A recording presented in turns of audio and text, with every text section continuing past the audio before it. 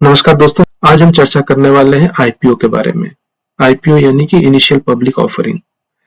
तो आईपीओ के कंसेप्ट को समझने से पहले हमें ये जानना जरूरी है कुछ इंपॉर्टेंट जार्गन्स जो कि एसोसिएट होते हैं आईपीओ के कंसेप्ट के साथ ही। जैसे मान लीजिए कि वैल्यूएशन, कंपनी का वैल्यूएशन, फिर book value, then grey market.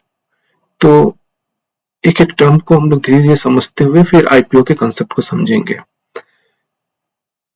तो शुरू करते हैं सबसे पहले एग्जाम्पल से। मान लीजिए किसी कंपनी का बुक वैल्यू 50 करोड़ है। अब पहले बात यही होगी कि 50 करोड़ का बुक वैल्यू का मतलब क्या है। बुक वैल्यू का मतलब होता है कोई कंपनी अगर चल रहा है और उसके पास जो भी लायबिलिटीज है, यानी कि जो जिनसे पैसा बोरो किया है उनका पैसा, या फिर कंपनी के पास जो भी लोन है, जिस कंपनी ने लोन लिया हुआ है, या फिर कंपनी का जो एसेट्स है, उन सारी चीजों का जो कॉस्ट है।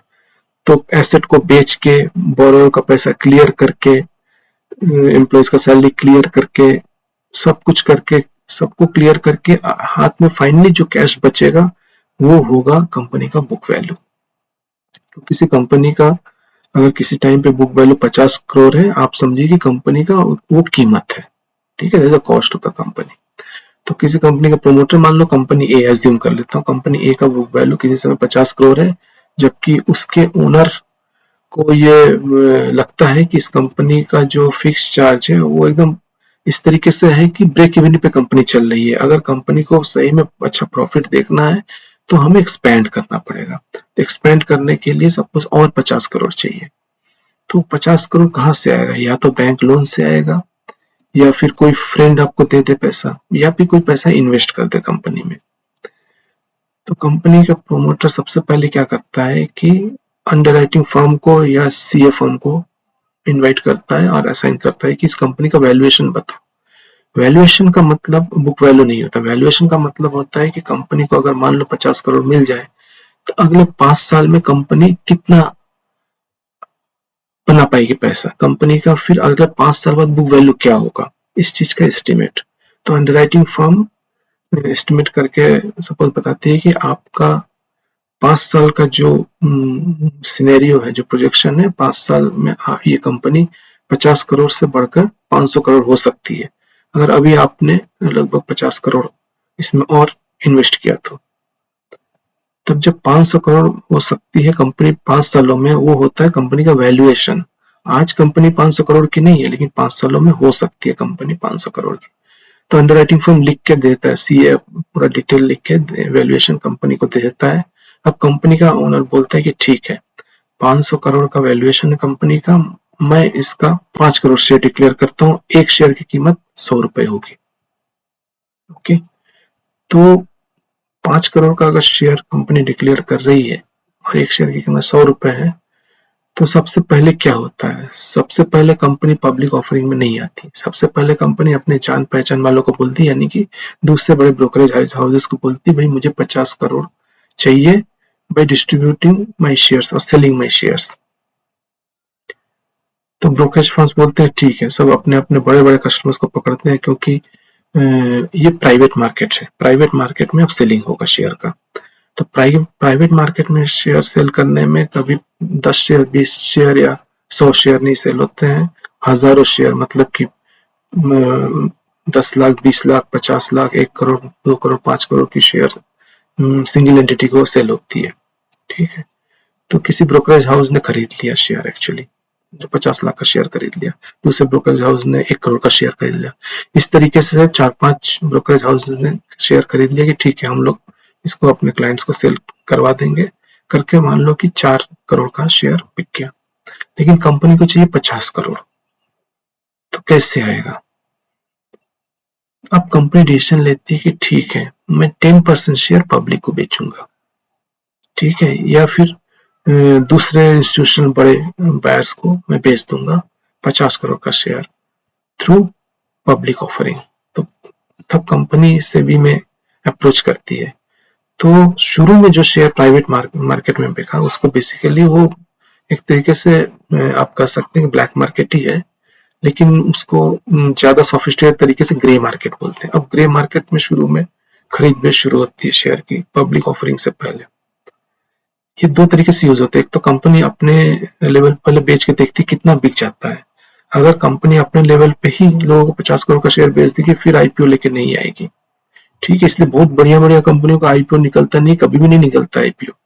यही रीजन है कि उनका शेयर प्राइवेट में ही जितना पैसा इन्वेस्टमेंट के लिए चाहिए at that point of time वो आईपीओ में पहले ही निकल जाता है, आईपीओ से पहले ही निकल जाता है प्राइवेट मार्केट में यानी ग्रे मार्केट में। तो जरूरत ही नहीं है आईपीओ निकालने की। ठीक है, क्योंकि मैं 1 लाख लोगों को 10-10 शेयर बेचूं, इसके जगह पे मैं एक ही आदमी को 10 लाख शेयर बेच देता हूँ, वो दैट इज मच इजियर। ठीक है, तो पहले तो ग्रे मार्केट में सेल चलता है। ओके, अब ग्रे मार्केट में जब सेल चलता है उस समय क्या होता है कि शेयर का जैसे बिकना शुरू होता है शेयर का दाम बढ़ने लगता है। ओके, लोग देखते हैं इस कंपनी का अगले 5 साल में प्रोस्पेक्ट 50 करोड़ से बढ़ के 500 करोड़ हो जाएगा, तो जो शेयर 100 रुपए का है वो 2 दिन बाद 110 रुपए का बिकने लगता है, 120, 130, 140, 170। ठीक है, कई बार ऐसा होता है, हमेशा नहीं, कई बार ऐसा होता है। ठीक है, कई बार होता है कि जब पब्लिक शेयर निकलता है उससे 10 दिन पहले कंपनी ग्रे मार्केट में एक मार्केट वैल्यू तैयार करती है शेयर का। ठीक है, हाई कॉस्ट पे दूसरे अपने ही जान पहचान के किसी नेटवर्क के बंदे को हायर प्राइस पे बेच बेच के उसका रेट बढ़वा देती है। तो जो शेयर बेसिकली वो 100 रुपए का था वो 170 रुपए में लास्ट डे तक बिकता है, तो 70 रुपए यानी 70% प्रीमियम रेट हो जाता है उसका। ऐसे शेयर को बोलते हैं कि प्रीमियम में शेयर बिक रहा है, क्योंकि ग्रे मार्केट में बिक रहा है अनऑफिशियली। ओके, उसका कोई स्टॉक एक्सचेंज के पास रिकॉर्ड नहीं है, लेकिन अनऑफिशियल लोगों को पता है ग्रे मार्केट में 100 रुपए का शेयर 170 में बिक रहा है। ठीक है, तो लोग ग्रे मार्केट से तो खरीदना मुश्किल है। मुझे पता चल गया कंपनी ए का शेयर जो 100 रुपए में उसने डिक्लेयर किया था वो अभी ग्रे मार्केट में 170 रुपए का चल रहा है। तो होता क्या है इससे होता है ये है कि जब वो शेयर पब्लिकली इश्यू होकर मार्केट में खुलता है तो सीधे जंप करके वो 170 रुपए पे खुल जाता है, क्योंकि हर कोई उसको 170 रुपए में बाइंग का बिड डाल देता है। लोगों को पता है ग्रे मार्केट में 170 का बिक रहा है तो 170 का बाइंग का बिड डाल देता है, तो वो होता है प्रीमियम चार्ज या प्रीमियम रेट पे शेयर का खुलना। ठीक है, तो प्रीमियम प्राइस का मतलब समझ में आ गया। तो ग्रे मार्केट का दो यूज है, एक तो है कि पहले ही कंपनी प्राइवेट में अपना शेयर बेचती है ग्रे मार्केट में, दूसरा शेयर मार्केट कई बार प्राइवेट मार्केट में आर्टिफिशियली उसके रेट को बढ़ा के प्रीमियम रेट फिक्स किया जाता है। ऐसे शेयर अक्सर खुलने के 5-10 मिनट बाद ही सेल होके जो असली डिस्काउंटेड रेट था 100 रुपया उसी पे आ जाता है। ठीक है, जहां पर आर्टिफिशियल तरीके से बढ़ा जाता है। कई बार होता है उस शेयर इतना ही मतलब कि लोगों में उसका इमोशनल प्राइस लेवल इतना ही हाई होता है कि ग्रे मार्केट के प्रीमियम के बाद भी और 30% ऊपर चला जाता है खुलने के बाद। ये कब लोगों का सेंटिमेंट कैसे काम करेगा किसी को नहीं पता है। ठीक है, ये रियल टाइम में हम एक्सपीरियंस करते हैं। तो ये तो हो गया आपका ग्रे मार्केट का केस। अब जब कंपनी को लिस्टिंग के लिए रिक्वेस्ट डालना पड़ता है तो कंपनी प्रोस्पेक्टस इशू करती है और स्टॉक एक्सचेंज में डालती है। इसको बोलते हैं रेड हेरिंग प्रोस्पेक्टस। तो पहले ड्राफ्ट रेड हेरिंग प्रोस्पेक्टस जाता है, जब फाइनल होता है तो फाइनल रेड हेरिंग प्रोस्पेक्टस बोलते हैं, यानी DRHP या RHP। जब स्टॉक एक्सचेंज से अप्रूवल हो जाता है फिर लिस्टिंग का डेट फिक्स होता है। तो लिस्टिंग से पहले स्टॉक इशू होता है तो लोग इसको खरीदते हैं। तो पब्लिक प्लेटफॉर्म पे ब्रोकरेज फर्म्स के थ्रू ये जो भी शेयर्स होते हैं वो लोगों को दिए जाते हैं, चाहे वो रिटेल इंडिविजुअल हो या फिर इंस्टीट्यूशनल इंडिविजुअल हो या फिर बड़े इंस्टीट्यूशन होते हैं वो QIB के थ्रू प्लेसमेंट होता है स्टॉक का। तो डिफरेंट डिफरेंट फॉर्म से होते हैं, FII को मिलता है, DIA को। तो ये सारा चीज 1 by 1 होता है। पहले दिन बड़े इंस्टीट्यूशन के लिए एक दिन रखते हैं, दूसरे दिन रिटेल इंस्टीट्यूशन के लिए रखते हैं, या फिर एक साथ ही दे देते हैं व्हाट एवर इट इज। तो डेट फिक्स होता है इस रेंज में 22 तारीख से 26 तारीख तक ऐसा होता है। जो फाइनल डेट होता है उस दिन शाम को 4 बजे के बाद क्लोज हो जाता है एप्लीकेशन। उसके अगले वर्किंग डे में या 2-3 दिन बाद आपको फाइनल आपके अकाउंट में जो भी अलॉटमेंट होगा वो आएगा, if you are lucky enough.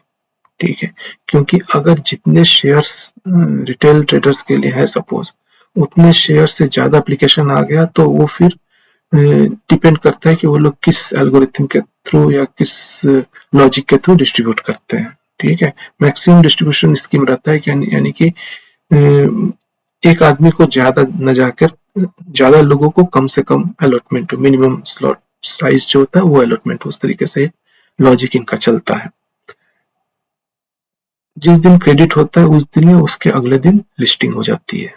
ठीक है, जब लिस्टिंग हो जाती है तो ये आपका जब अलॉटमेंट हो तब तो वो प्राइमरी मार्केट में है। ठीक है, अलॉटमेंट के तुरंत बाद जैसी लिस्टिंग होती है वो सेकेंडरी मार्केट का स्टॉक हो गया। अब लोग स्टॉक को खरीद सकते हैं। शुरू में आप बेच नहीं सकते या शॉर्ट सेल नहीं कर सकते, क्योंकि शॉर्ट सेल का मतलब you are borrowing and selling. तो शुरू में तो किसी के पास रहता नहीं है, तो शुरू के कुछ दिन ऐसे भी ब्लॉक रहता है।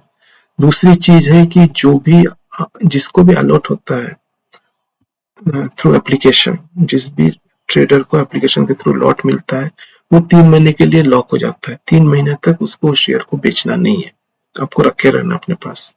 क्योंकि शुरू में क्या होता है कि उसका कुछ प्राइस एडजस्टमेंट होता है, क्योंकि आपका ग्रे मार्केट के चलते प्रीमियम रेट पे आपको मिल गया है शेयर, तो हो सकता है कि वो उसका प्राइस धीरे धीरे कम हो फिर ऊपर जाए। कंपनी का वैल्यूएशन जैसे बढ़ेगा वैसे ऊपर जाएगा। तो शुरू में थोड़ा बढ़ता है 2-4 दिन, फिर कम होता है, फिर बढ़ता है, इस तरीके से चलता है। तो शुरू में 3 महीना लगभग आपको बेचना मना रहता है, लेकिन कई बार फिर भी लोग बेचते हैं। वो एग्जैक्टली कैसे बेचते हैं मुझे भी नहीं पता, मैंने कभी ये चीज करके नहीं देखा है। लेकिन रूल यही है कि शुरू में 3 महीना आप नहीं बेचेंगे शेयर को। अगर शेयर को आप बेचते हैं तो आपके अगेंस्ट में स्ट्रॉन्ग एक्शन हो सकता है। ब्रोकरेज फर्म कैन ब्लॉक और सस्पेंड योर आईडी। ठीक है, ये रूल्स है, लेकिन पता नहीं लगता है क्यों नहीं, क्योंकि मैंने देखा है अक्सर वो लिस्टिंग होते ही सेलिंग शुरू हो जाती है। ओके, कई बार लोग ये कर सकते हैं कि 10 डिफरेंट आईडी से अप्लाई किया, अपने आईडी को छोड़ दिया, दूसरे का आईडी के साथ अप्लाई किया और जैसे प्रीमियम रेट पे मिला, 70% प्रीमियम पे मिला, तुरंत सेल कर दिया। तो आपने मान लो कि 2 लाख रुपए का अगर वो बिड डाला है और आपको मिल गया, तो 2 लाख का मतलब कि 70% 3,40,000 में आपको मिलेगा। तुरंत बेच दिया, तुरंत 1,40,000 इमीडिएट अगले दिन आ गया आपका अकाउंट में। This is quite possible. ठीक है, तो लोग डिफरेंट आईडी के थ्रू करेंगे, अपना जो मेन ट्रेडिंग आईडी है उसको नहीं यूज करेंगे। ये सब मैल प्रैक्टिस चलती है मार्केट में। एक्चुअली रूल्स एंड रेगुलेशंस तो हैं, तो लेकिन लोग फॉलो नहीं करते। लेकिन जब लिस्टिंग होती है उसके बाद आपको जो शेयर्स का जो ब्रोकरेज साइट पे जो भी चार्ट है उसमें शेयर की लिस्ट में ये शेयर आ जाता है और आपको चार्ट में प्रॉपरली उसका बाइंग एंड सेलिंग दिखता है। Okay, then you can actually trade. This is now in the secondary market. लेकिन शुरू के कुछ दिनों में क्या होता है कि स्टॉक इतना वोलाटाइल होता है कि आपको पता नहीं चलता है कि किस डायरेक्शन में जाएगा। तो शुरू में थोड़ा सा वेट कर लेना चाहिए, उसके बाद जब स्टॉक सेटल हो तब उसमें घुसना चाहिए। या फिर अगर उसका सब्सक्रिप्शन बहुत ही हाई है तो आप रिस्क ले सकते हैं। 50% मैं बोलूंगा कि ठीक है, खुलते ही ऊपर जाएगा 1-2 दिन, फिर अगर प्राइस एडजस्टमेंट होगा तो वो नीचे आ सकता है। ओके, तो मैं आपको शेयर करना चाहता हूँ वो साइट एनएससी का, गवर्नमेंट का साइट है, जहां पर सारा डिटेल आपको दिखता है। ये देखिए गवर्नमेंट का साइट है nseIndia.com। इस साइट पे शेयर जो भी आईपीओ आएगा उसका सब डिटेल दिखेगा। ऊपर ये मार्केट डेटा में आप जाएंगे, राइट में आईपीओ क्लिक करेंगे तो आईपीओ का पेज खुल जाएगा। अभी देखिए यहाँ पर करंट जो भी इश्यूज हैं, ये आपका देखिए इश्यू स्टार्ट डेट 2 तारीख है, क्राइजेक लिमिटेड 2 तारीख 2 जुलाई से 4 जुलाई है। ठीक है, फिर है सिल्की ओवरसीज 30 जून से लेकर 2 जुलाई, पुष्पा ज्वेलर्स 30 जून से लेकर 2 जुलाई। इस तरीके से सारे शेयर्स का यहाँ पर लिस्टिंग आता है। यहाँ पर आपको एक पैरामीटर में दिखा रहा हूँ, सब्सक्रिप्शन कैटेगरी। इस कैटेगरी में एक्चुअली आपको दिखता है कि कितना परसेंट सब्सक्राइब हुआ है। ये कई बार बहुत जेन्युइन नहीं होता, लेकिन फिर भी अगर ये कैटेगरी मतलब कि अगर सिल्की ओवरसीज 2.24 टाइम्स सब्सक्राइब हुआ है, यानी कि अगर इसने 100 शेयर मार्केट में आईपीओ में दिखाया है कि मैं 100 शेयर बेचना चाह रहा हूँ, तो एक्चुअली 224 शेयर के लिए एप्लीकेशन है, बिड आया है। ठीक है, इतने लोग खरीदना चाहते हैं, तो उस केस में खुलने के बाद थोड़ा ऊपर जा सकता है। लेकिन अक्सर ये जो कैटेगरी है, सब्सक्रिप्शन कैटेगरी, ये 5 to 10 टाइम्स या उससे भी ज्यादा हो तभी जो है ये इफेक्टिव होता है। ठीक है, 1 या 2 होता तो इतना इफेक्टिव नहीं होता। जैसे पुष्पा ज्वेलर्स का 1.44 है, कोई खास इंटरेस्ट नहीं है लोगों को इसमें अभी। ओके, इसका देखिए क्राइजर लिमिटेड का देखिए 0.06, अप्लाई ही नहीं, मतलब जिसने शेयर इसने ऑफर किया उतना ही कोई नहीं लेना चाहता है। ओनली 6% लोगों ने अप्लाई किया है। ठीक है, वो भी पता चलेगा इसी के नेटवर्क के लोगों ने अप्लाई किया है, रिटेल वालों ने अप्लाई नहीं किया, ऐसा भी हो सकता है। तो मैं आपको दिखाता हूँ पुष्पा ज्वेलर्स के डिटेल पे जाता हूँ, क्लिक करता हूँ, तो देखिए बिट डिटेल्स दिखाएगा। देखिए क्वालिफाइड इंस्टीट्यूशनल बायर्स हैं जो बड़े बड़े इंस्टीट्यूशन हैं, उसमें आपका FII आएगा, डोमेस्टिक FIS डोमेस्टिक IAs आएंगे। ठीक है, और म्यूचुअल फंड्स आएंगे। ठीक है, नॉन इंस्टीट्यूशनल इन्वेस्टर्स होते हैं, ये कुछ मतलब प्राइवेट बड़े ट्रेडर्स हैं।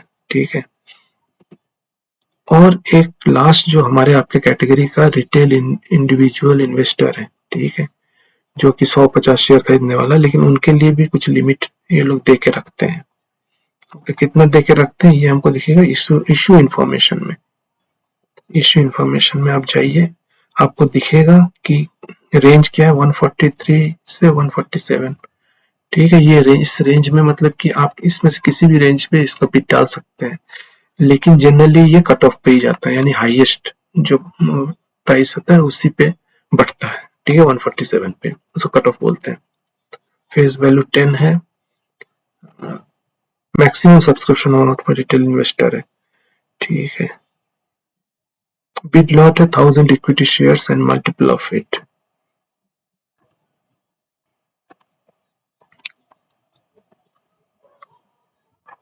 देखिए अप्लाई किया लोगों ने 143 पे, कितने लोगों ने अप्लाई, कितने शेयर्स के लिए एप्लीकेशन गया है, 146 पे 147 पे कितनों का एप्लीकेशन है, और कट ऑफ पे जिन्होंने बोला है कि जो भी कट ऑफ मिलेगा मैं उसी पे अप्लाई कर रहा हूँ। ओके,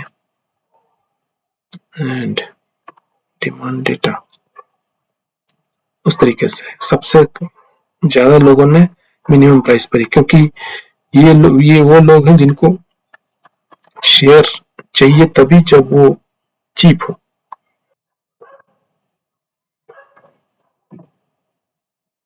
और ये जैसे पुष्पा ज्वेलर्स है, सिल्की ओवरसीज, ये सब केदार टेक्सटाइल, ये सब एसएमई कैटेगरी में आएंगे। और क्राइजेक लिमिटेड ये इक्विटी कैटेगरी में जा रहा है। तो ये थी एक ओवरऑल आइडिया आईपीओ के बारे में। लेकिन आईपीओ का जो अलॉटमेंट होता है, मूवमेंट होता है, कब हमें बिड डालना चाहिए, कब हमें इसके लिए लिस्टिंग के बाद तुरंत पोजीशन लेना चाहिए, ये सारी चीजें थोड़े एक्सपीरियंस के बाद आप समझ पाएंगे। क्योंकि अभी जैसे मार्केट रैंडम है तो बताना बहुत मुश्किल है, लेकिन मार्केट अगर लॉन्ग में चल रहा है, जिस टाइम मार्केट लॉन्ग में चलता है, आईपीओ खुलने के बाद 4-5 दिन तक ऊपर ही जाता रहता है, तो उसमें भी अच्छा अपॉर्चुनिटी रहता है मोनेटाइज करने का। लेकिन आज के डेट में मैं ये बोल सकता हूँ कि अच्छे से अच्छा आईपीओ भी खुलने के बाद पिट जा रहा है। रीजन क्या है, मार्केट में सेंटिमेंट नहीं है, इन्वेस्टमेंट सेंटिमेंट नहीं है, इन्वेस्टर्स मार्केट में इंटरेस्टेड नहीं है, इन्वेस्टर साइड में है, वेट कर रहे हैं कि जिस दिन मार्केट ऊपर जाने लगेगा उस दिन मार्केट में एंट्री करेंगे। लेकिन ये विशेष साइकिल है भाई, आप इन्वेस्टर हैं, आप इन्वेस्ट नहीं करोगे तो मार्केट ऊपर जाएगा नहीं, आप वेट करो मार्केट ऊपर जाएगा तो मैं इन्वेस्ट करूंगा, तो कैसे होगा? This two are contradictory psychology. Invest करोगे तभी मार्केट ऊपर जाएगा। ओके, और अगर आप वेट करोगे मार्केट ऊपर जाएगा तो इन्वेस्ट करोगे, तो यही होगा कि पहले आप कौन पहले इन्वेस्ट करे। ठीक है, तो अभी तो सिचुएशन ये है कि मार्केट ऊपर जाने वाला है, लेकिन जिस दिन इन्वेस्टर सेंटिमेंट सही स्ट्रांग आ जाएगा और लोग इन्वेस्ट करने लगेंगे, तो वही होता है कि एक को देख के दूसरा भी मार्केट में आता है। So that situation will happen in near future, बहुत जल्दी होने वाला है। लेकिन जब तक नहीं होता है हमें धैर्य से वेट करना है, और लिस्टिंग के बाद भी हमें देख लेना चाहिए कि क्या सेंटिमेंट है। सेंटिमेंट समझने के लिए 1-2 दिन आपको टाइम देना पड़ेगा, क्योंकि पहले दिन अपर सर्किट लग जाएगा तो दूसरे दिन लोअर सर्किट लग जाएगा, तीसरे दिन का पता नहीं। ठीक है, तो आईपीओ के बारे में ये एक बेसिक आइडिया मैंने दिया है। फिर अपने आने वाले वीडियो में अगर कोई और इन्फॉर्मेशन शेयर करने लायक होगा तो डेफिनेटली मैं आपके सामने वीडियो और इन्फॉर्मेशन लेके आऊंगा। आज की वीडियो में बने रहने के लिए आपका बहुत बहुत धन्यवाद। आप सब्सक्राइब कीजिए, लाइक कीजिए, अपने फ्रेंड्स को शेयर कीजिए। अगले वीडियो में फिर मुलाकात होगी, तब तक के लिए नमस्कार।